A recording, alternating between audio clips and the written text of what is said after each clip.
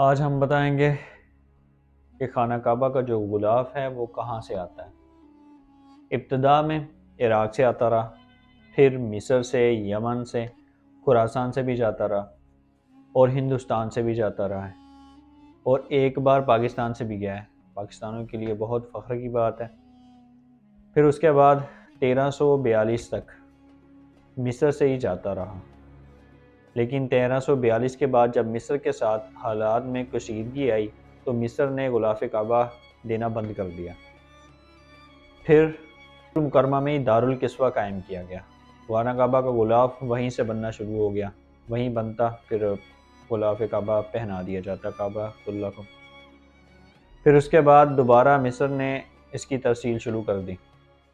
بہت جلد جمال عبد الناصر کے دور میں پھر ان میں کشیدگی آئی اور مصر نے خانہ کعبہ کا جو غلاف ہے وہ دینا بند کر دیا۔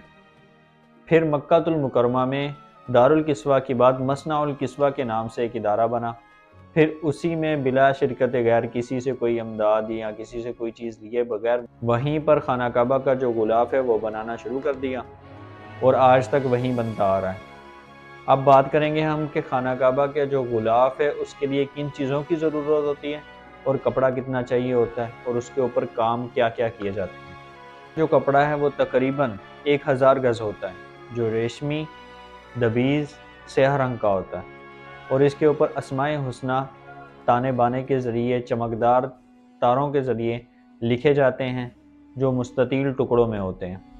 غلاف کے بلائی حصہ پر 2 رویہ سنہری پٹیاں جو کہ حزام کعبہ کہلاتی ہیں، اور دروازے پر پڑی ہوئی چلمن جو ستارۃ الکعبہ کہلاتی ہیں، علیحدہ سے تیار ہوتی ہیں۔ بعد میں اسے غلاف کعبہ پر لگا دیا جاتا ہے خوش اسلوبی کے ساتھ، اور یہ تمام کام مکہ المکرمہ مصنع الکسوہ میں کیے جاتے ہیں۔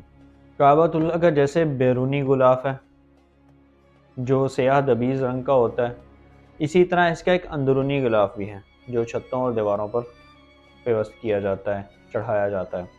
اندرونی غلاف سبز، ریشمی، چمکدار کپڑے کا ہوتا ہے، اور اس کے اوپر بھی اسماء حسنہ لکھے جاتے ہیں، لیکن وہ تانے بانے کے ذریعے نہیں لکھے جاتے، انہیں بعد میں پرنٹ کیا جاتا ہے اس کے اوپر سفید رنگ سے۔